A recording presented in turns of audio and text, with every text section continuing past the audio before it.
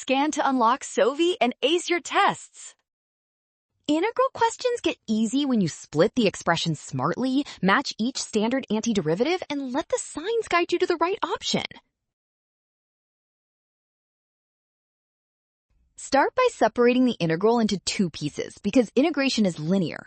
One integral of 1 over root 1 minus x squared plus another of 1 over cube root 1 minus x. The first piece is a standard result. The integral of 1 over square root of 1 minus x squared is arcsine x, or sine inverse x, so lock that in. For the second piece, write it as 1 minus x to the negative 1/3. Then integrate. The negative from du gives minus 3/2. Well done! Option D, scan now. The trap is missing the negative sign by rushing. The rule is trust the given forms and check steps.